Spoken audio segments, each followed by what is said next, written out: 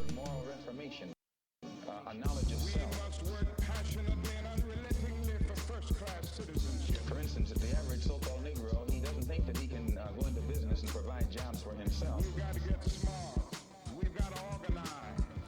And because of this, he thinks that he can only get a job from the white man, or he can only get clothes from the white man, or he can only get food from the white man. We've got to organize so effectively and so well and engage in such powerful, creative protest that there will not be a power in the world that can stop us.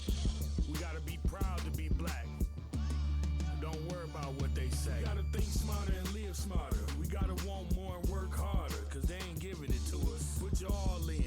If you truly wanna make it, can't be waiting for handouts, baby, you gotta take it. Like Martin gotta have a dream, cause he had one. Like Malcolm, by any means, gotta get that done. Don't be ashamed of who you are, stick your chest out proud. Make them believe that you're the best, show them what you about. We gotta love each other, stop killing each other. We gotta unitize and don't believe the lies. This is a message to the blacks and any other minority. Live well and love self, that's the priority. TP. Been taught for so many centuries that there nobody is not easy. So they very skillfully made you and me hate our African identity. Maybe the English language should be reconstructed so that teachers will not be forced to teach the Negro child 60 ways to despise himself and thereby perpetuate his false sense of And in inferiority. hating our features and our skin and our blood, why we had to end up hating ourselves.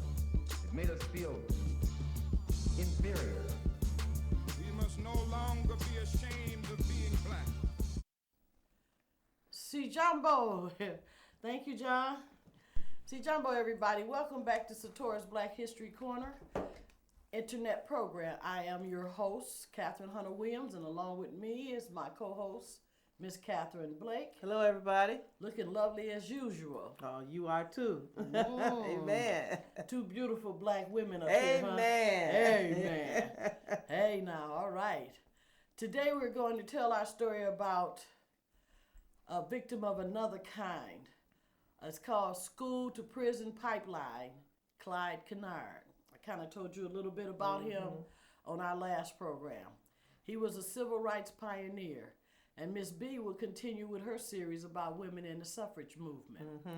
We'd like to invite you to call in with any questions or comments. You can see the number on the front of the screen, in front of us, at 810-208-1854.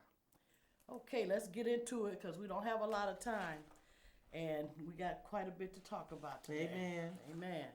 Okay, Clyde Kennard was born June 12th, 1927, and he was an American civil rights pioneer and a martyr from Mississippi.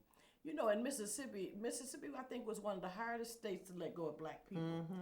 They was very devastating on the black people. I don't want to say their black people, but that's what they called them. They are ours. They do what they wanted to, and they was very devastating on them. I mean, they did some stuff. But anyway, let me get into his story. That's Clyde Kennard. The picture you're looking at right now is when he was an older man, and it was right after he had got out of prison. But I'm getting ahead of myself. There once lived a man. He was a very good man. If he were alive today, Tom Brokaw would be touting him as one of the greatest generations. His name was Clyde Kennard. He was killed by the state. His story has been called by historian John Dittmer the saddest of the whole civil rights movement. The picture you're looking at him now, that's when he was in the Army. He was a young man at that time. In 1950, he attempted several times to enroll at Mississippi Southern College, now known as the University of Southern Mississippi. To complete his undergraduate degree started at the University of Chicago. USM was still segregated and reserved for European Americans. After he published a letter about integrated education, the Mississippi State Sovereignty Commission conspired to have him arrested on false charges. Wow. He was convicted and sentenced to 7 years at Parchment Penitentiary, a high security prison. And although he was terminally ill with cancer, the governor refused to pardon him, but released him in January 1963. After 2005 and the publication of evidence that Kennard had been framed, supporters tried to secure a posthumous pardon for him, but Governor Haley Barbour, this is 2005, refused. Okay? Yeah. Kennard was born, as I said, in Hattiesburg, Mississippi in 1927. He moved to Chicago at the age of 12 to aid his injured. Wow. Oh, that hurt it. His injured sister, Sarah. He stayed and graduated from Wendell Phillip High School, then entered the United States Army. After serving as a paratrooper during the Korean War, he returned to Chicago and started college at the University of Chicago in 1955. After completing his junior year, Kennard returned to Hattiesburg, Mississippi to care for his stepfather who had become disabled and needed help. Kennard purchased land in Eatonville to start a chicken farm. He taught Sunday school at the Mary Magdalene Baptist Church.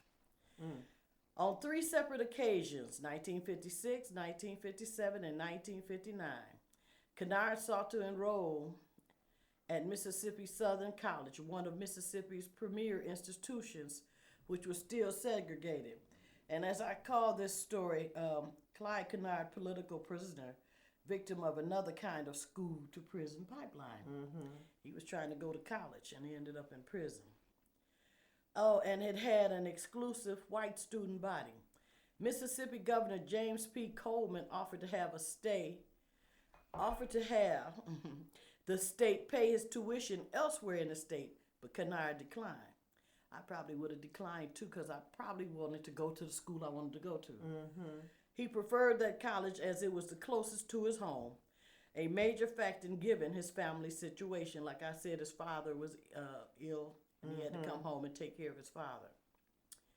In Brown versus Brown, I'm sorry, getting my own spit. In Brown versus Board of Education, 1955, the United States Supreme Court had ruled that segregation in public educational facilities was unconstitutional. On December 6, 1958, Kennard published a letter in Hattiesburg American newspaper. He wrote that he was a segregationist by nature, but an integrationist by choice. That was something. Ain't that something? By nature, yeah. Yeah. And by integration, by choice. And gave a reasoned explanation as to why segregation in education was impractical and bound to be replaced by one integrated system. Zach Van Landingham of Mississippi State Sovereignty Commission urged J.H. White, the African American president of Mississippi Vocational College, to persuade Kennard to end his quest at Mississippi Southern College. When Kennard would not be dissuaded, Van Landingham and Dudley Connor, a Hattiesburg, Mississippi lawyer, worked to suppress his activism. So he was a fighter. Files from the Sovereignty Commission, which were opened in 1998, show that its officials considered forcing Kennard into an accident or bombing his car. What? They wanted to kill him. Just because the man wanted to go to college. And That was that serious. This was in 1990. Let me see. A commission, Sovereignty Commission, which were open in 1998, showed that its officials considered forcing Kennard into an accident or bombing his car. They wanted to kill him. The imprisonment. The Sovereignty Commission conspired to have Kennard framed for a crime. Wow. On September 15, 1959, he was arrested by Constable Charlie Ward and Lee Daniels for recklessly driving.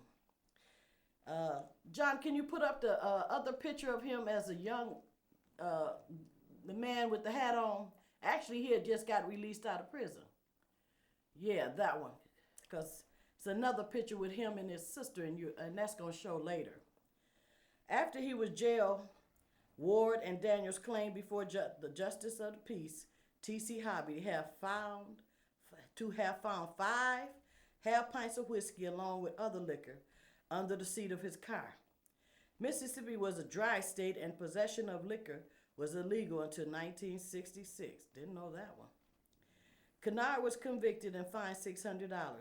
He soon became the victim of an unofficial local economic boycott.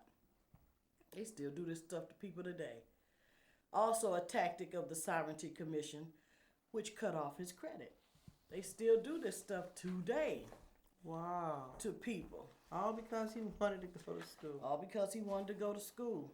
Yep. Okay, I've got my papers mixed up. Wow. Kennard was arrested again and on September 25th, 1960, with an alleged accomplice for the theft of $25 worth of chicken feed. This man got a chicken farm. From Forest County Cooperative Warehouse, Kennard went to trial with the accomplice Johnny Lee Roberts testified that Kennard paid him to steal the feed. On November 21st, 1960, an all-white jury deliberated 10 minutes and found Kennard, 10 minutes, and found Kennard guilty. At this time, because of having been essentially disfranchised and unable to vote in Mississippi since 1890, blacks could not serve on jury. This is 1960. Kennard was sentenced to 7 years in prison to be served at Parchment Penitentiary, a high-security facility. Despite his alleged role in the crime, Roberts was given 5 years probation and freed. That's the other guy, Johnny Lee Roberts, who said that Kennard paid him to steal the feed. Years later, Robert testified under oath that Kennard was innocent. Kennard did not ask me to steal. Kennard did not ask me to break into the co-op. Kennard did not ask me to do anything illegal. Just after the conclusion of the trial, Mississippi NAACP official Medgar Evers was cited for contempt after issuing a statement that the conviction was a mockery of judicial justice. Evers was, these people did some stuff, Lord. When I be sometimes reading our history, Lord, I just be amazed at the inhumanity of another human to another human, and the things that they would do just to keep us separated during those times. Evers was fined $100 and sentenced to 30 days in jail. Wow. That's because he issued a statement. But on June 12, 1961, the Mississippi Supreme Court overturned the conviction. While in prison in 1961, Kennard was diagnosed with colon cancer and was taken to the University of Mississippi Hospital for surgery. I know he probably was scared of that one. Yeah. Oh, what is that, John? Phone. Yeah, but why is it ringing in here? It be coming. You ain't got them on your ear. I can hear. It's loud, ain't it? The medical staff recommended that he be put in their custody or that they be allowed to make regular visits to check on his condition. Authorities sent him back to Parchment Prison where he worked as a laborer. And my understanding, they worked him from the early morning until dark. Civil rights leaders in Hattiesburg, Mississippi embarked on a campaign to secure Kennard's release. After the story gained national attention in 1963, Mississippi Governor Ross Barnett gave Kennard an indefinite suspended sentence. It's a picture, John. You still on the phone? A suspended sentence. He didn't give him a pardon? No. Let me finish the story. Kennard was released on January 30th. The comedian Dick Gregory paid for his flight to Chicago, where he went for medical treatment. Kennard twice went under surgery at Billings Hospital on the University of Chicago's campus over the next 5 months. He died of cancer 10 days after the latter procedure. That's why I said I'd have been scared. I'd have definitely been scared of him. Somebody on the phone? Oh, no, it's fine. Okay. I just want to, can you put him up with the picture, John? Can you put him up with his sister? It's a picture with him and his sister. Okay, hold on. Okay.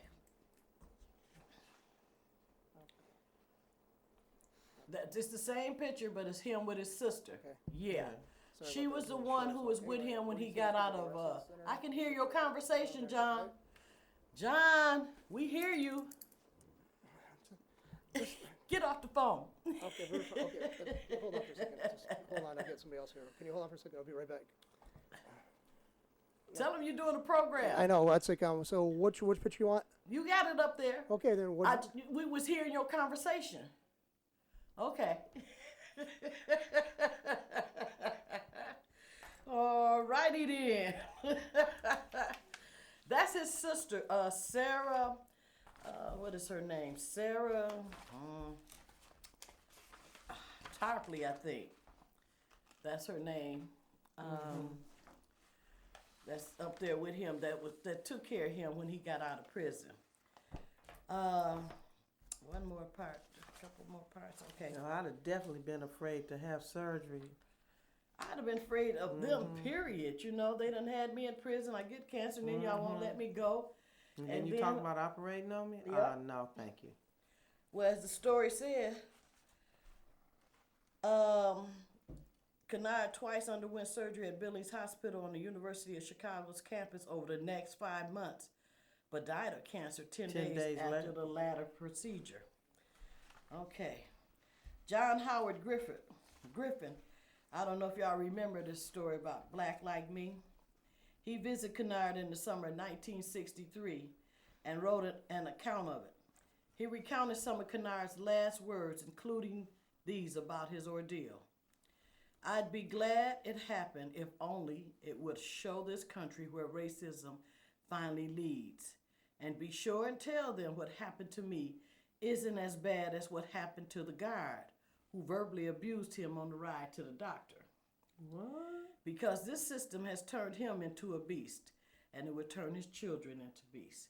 Now, those are some of his last words. Wow. In latter years, Johnny Roberts recanted his testimony, but it was too late for Kennard by then. He told reporter Jerry Mitchell, Kennard had nothing to do with the stealing the chicken feed, and that he had been arrested, not because of the feed, but because he was trying to go to Southern Mississippi University. Wow. Yeah, this is something. That's a different kind of prison to pipeline. Totally a different kind pipeline, school to prison pipeline, because most of the time it'd be about drugs. This is a man trying to get an education, to get his undergraduate, finish his degree. It's totally different. It's hurting.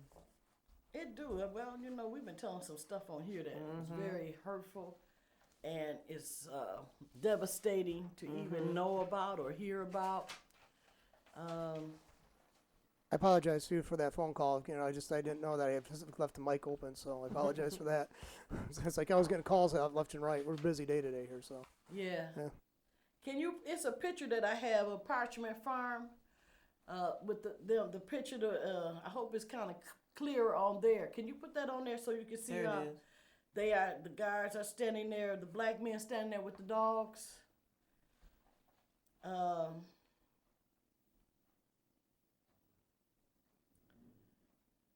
Oh, they denied the appeal. Anyway, that's the prison where he was at, and I guess they had looked like to me because they got dogs that those black men were the guards.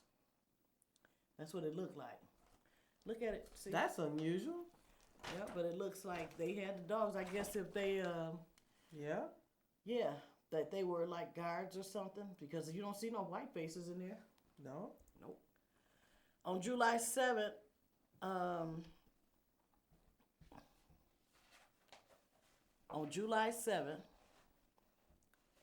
trying to find my first page. I got stuff mixed up around here. Okay, here's a picture of his sister. His sister's name is Sarah Tarpley. and she was on arrival in Chicago after his release in 1963.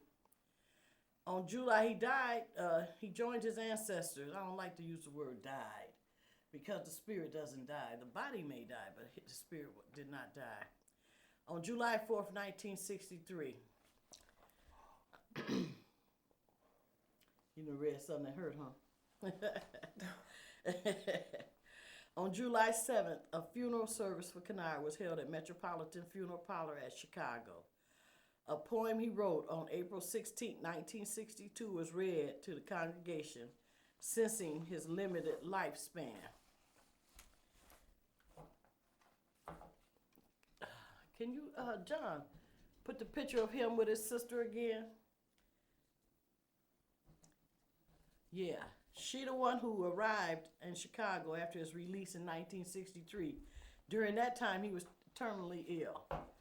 But let me read this poem he wrote called Ode to the Death Angel. Oh, here you come again, oh chilly death of old, to plot out life and test immortal soul. I saw you fall against the raging sea. I cheated you then, and now you'll not catch me. I know your face is known in every race. Your speed is fast, and along the way your shadow you cast. High in the sky you thought you had me, then I landed safely. But here you are again. I see you pause upon that forward pew. When you think I'm asleep, I'm watching you. Why must you hound me so everywhere I go? It's true my eyes are dim, my hands are growing cold. Well, take me on then, that I might at last become my soul. 3 days later, he was buried in his family plot at Mary Magdalene Cemetery in Hattiesburg, Mississippi. And you can find the rest of his story, or his entire story, on the internet, of course. And his name is Clyde Kennard. And there's a few stories in there. I liked the one where they had, they said about from the school to prison pipeline, a victim of another kind. Because all he wanted to do was go to school and get his education. That there was no, I want to read something about Ron Holland, what Ron Hollander said, who wrote this story about Clyde Kennard, political prisoner, victim of another kind of school to prison pipeline. That there was no simple crime with one indictable perpetrator, make it all the more universal. And he's talking about Clyde Kennard. All right, that's our story on Clyde Kennard. And as I said, you can go to the internet, just type in Clyde Kennard and you can get his entire story. And there's some more pictures there also. Now, Well, can I read this part here? This is what really struck me.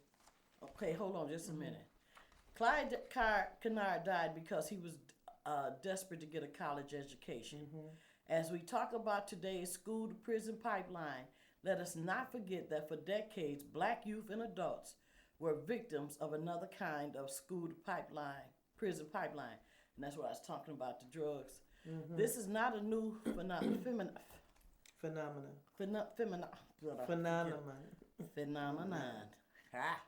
Unfortunately, it would behoove us to lift up these historical moments for youth, today's youth. Kennard paved the way for a more famous James Meredith. Getting it tied to him because I'm trying to hurry. And others who came after him, to integrate the schools and the universities of Mississippi.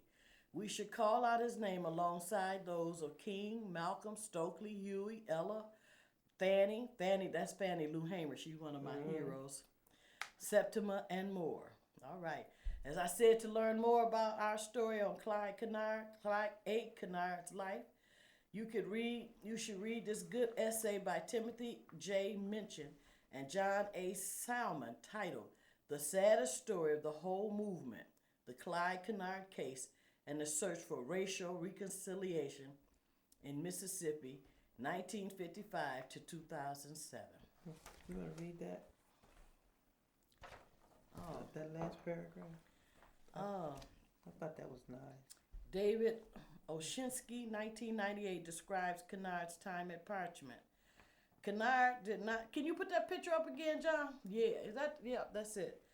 Kennard did common labor at the prison, working the long lines in the field.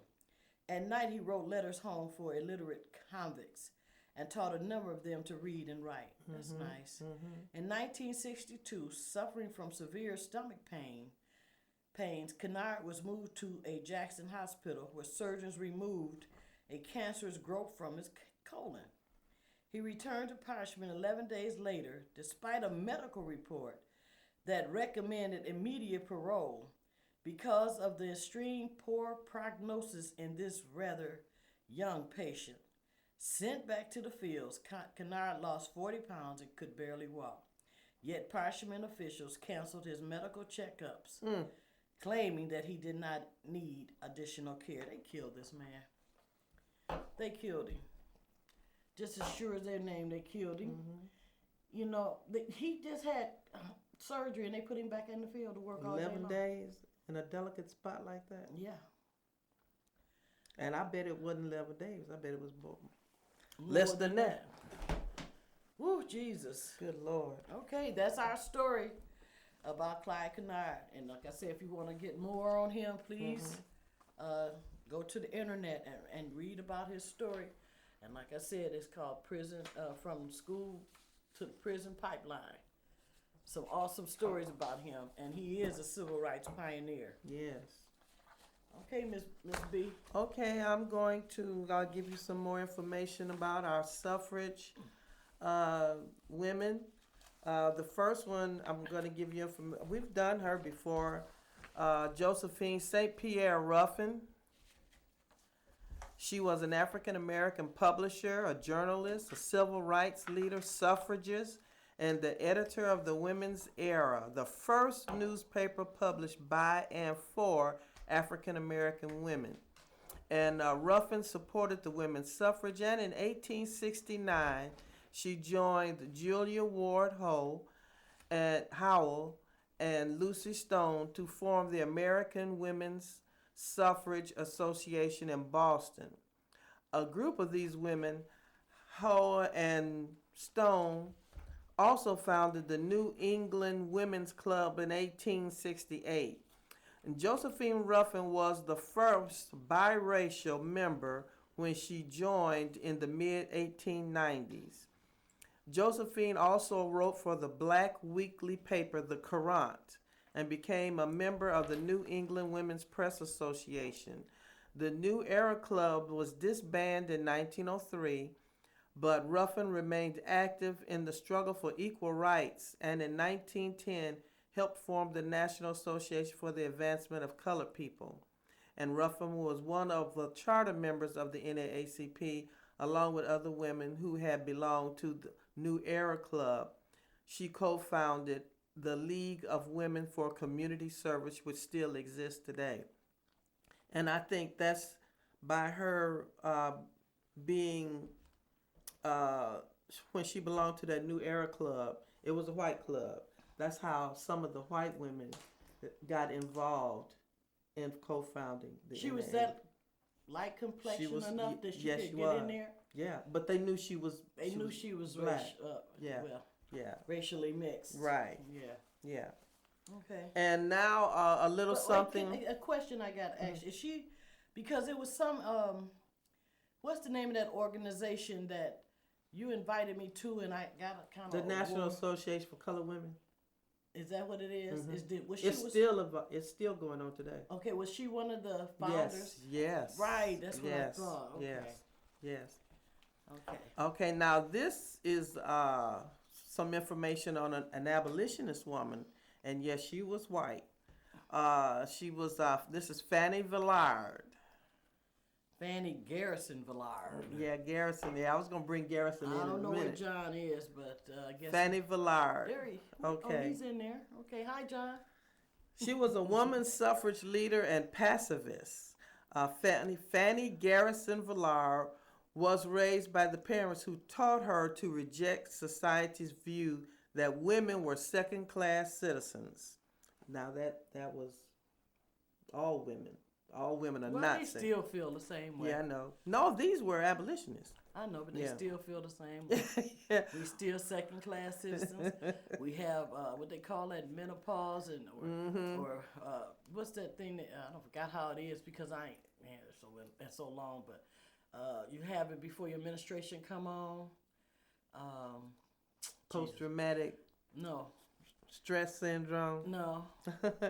It's something that women have before they Premenstrual cycle, premenstrual, PMS. Yeah, PMS. Yeah. Oh, That PMS. that's supposed to make them kind of crazy. You know, so yeah, they've been thinking of us as second. It ain't stopped. Some of the old boys, I call them good old boys, sit back. Even black men too, sit back and think the same things. We still Yeah. second class citizens to them, but we done come a long way, baby, because we actually run this country. They just don't know who really run Right. this country. And The women. Oh, if I could, well, that's another Getting story. ahead of yourself. Yeah. One of their quotes was, "We shall demand for her the rights of a human being, though she be a female." That was her father's statement. Who was William Lloyd Garrison. He was a great abolitionist. Yeah. She was born Helen Frances Garrison on December 16th, 1844 in Boston, the daughter of the abolitionist William Lloyd Garrison and Helen Eliza Benson Garrison, and throughout her life she was called Fanny. In addition, she worked for the Consumers League, the Working Women's Protective Association, and the National Association for the Advancement of Colored People. She was one of the co-founders. In the early 1900s, Villard concluded that social reform could only be effective if women participated in politics. That's true. With the encouragement of her son, who was Oswald Garrison Villard, Fanny Villard joined the suffrage movement, serving as on the executive board of the New York State Women's Suffrage Association and joining other similar organizations. She made numerous speeches to advocate for women's right to vote and promoted. That's a good one because let me just say this: who makes the laws in this country? Yeah, Legislation. How do you get that change? you got to vote. Thank you. Got to get out there and you got to speak up and change the laws, but you got to go through the political system You got to go to through make it through, make Right. make the big change in this, in the country, in the state, even on the local level. Yeah. You must be able to read, write, and have some kind of understanding. And she promoted the 19th Amendment, which was ratified in 1920, our women's right to vote. Amen. But I found something that was very interesting.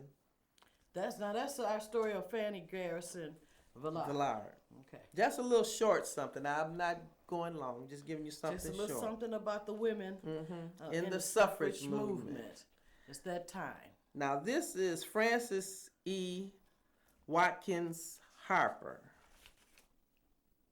Frances Ellen Watkins Harper. Yeah, okay. Now, I'm going to read this here because this is very interesting. When I found this, I said, wow. Mrs. Harper was a leading club woman and concerned feminist. She spoke at the 1866 Women's Rights Convention, which indicated her interest in feminism, but her priority was always the race issue. In this, she is typical of most black women then and now. At the 1869 meeting of the Equal Rights Association, when white feminists and abolitionists came to a parting of the ways, so there was a big discussion. The abolitionists were not for women's rights voting. They had a parting of the ways because of the latter endorsement of the 14th and the 15th Amendment, which did not give the vote to women as feminists had confidentially expected it would. Frances Harper participated in that debate. She sided with another black speaker, Frederick Douglass, who pleaded the greater urgency of the race issue and defended the position that was now known as the Negro Hour. But wait a minute now. That was What was known as the Negro Hour? the race issue during the movement for women's right to vote. They call it the Negro Hour? Because they were up talking about the importance of the race issue. Hold on, let me finish. Okay. And that women's rights could wait. Now, that wasn't Frederick Douglass said that. Yes. No, he did not. Yes, he did. No, he did not. Yes, he did. Ooh, okay. That was both of them. That was really something that was truly something because I thought he was up for women and everything. He was, but the race issue took more was precedence more important. to him. To both of them. To her too? To her too. Okay. Yeah, this was the Negro Hour. Okay. That's why they called it, because that's what they talked about. The race issue. Okay. Okay, hold on, let me finish. Okay, Frances Hopper observed, then when it was a question of race, she let the lesser question of sex go. But the white women all go for sex, letting the race occupy a minor position. So that was a heated meeting. A Negro Hour. And it was called the Negro Hour. So they had a debate for an hour. Yes, ma'am. I said, wow! Oh. I wish I could have been there to hear that. But, I could kind of understand them where they put the race issue before the women thing, before the women's issue. Because if the race issue was carried over, the women would have came along with it anyway. Well, yeah, but the race issue was a bigger thing to them than the women's right to vote. To me too, and today. Yeah. 2014. The race is a very important issue for me. Yes. Yeah, that's why I'm here trying to educate our people over the internet about who we are. And we have some good, like I always say, we got good, bad, and ugly in our history. Yes. And I want to tell it all. Right. Because it's our story. And as they say, Black history is American history. I call it our story rather than say his story because his story up until the 60s was so whitewashed and still is. His story. Yeah, his story. That's why it's our story. And so today we told our story about, what was her name again, Mary? That was Frances Ellen Watkins Harper. And Fannie Garrison Villard. And Josephine St. Pierre Ruffin. And we also talked about Clyde Kennard. So that's some we learned about the Negro Hour. Yeah, I've heard of that one before. That was very interesting, that a debate they had on the race issue or the women's issue. And Frederick Douglass, and her name is... Her name is Frances Ellen Watkins Harper. Put the sexual part, the women's issue that's out. gotta wait. We gotta deal with this race issue. And it became a Negro Hour. That was awesome. Yeah. That was awesome. And I think you also said Fannie Garrison Villard was also a founder of the National Association. Co-founder, yes. For the advancement of the colored people. So we have some great stories today about our people, and I hope y'all learned today. Absolutely. Yes. Satora's Black History Corner internet program comes to you via satellite at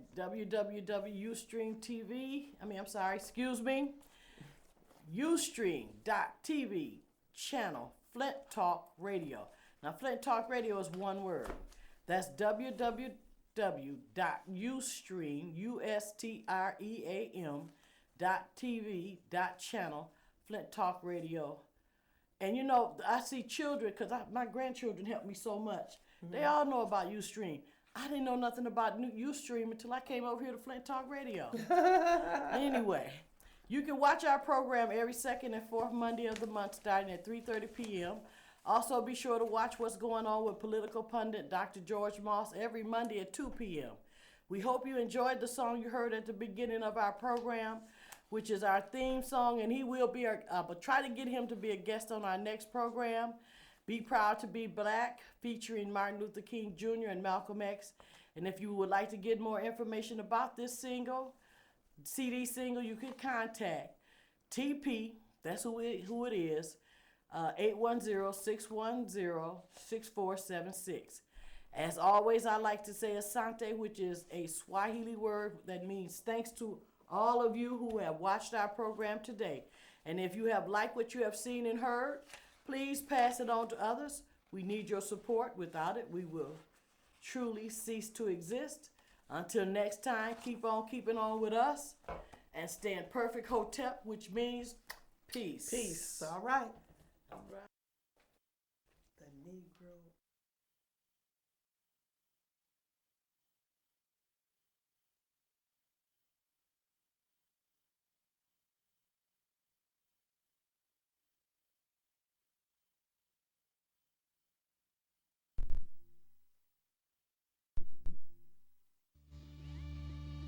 The importance of moral reformation, a knowledge of We self. must work passionately and unrelentingly for first-class citizenship. For instance, the average so-called Negro, he doesn't think that he can go into business and provide jobs for himself. We've got to get smart.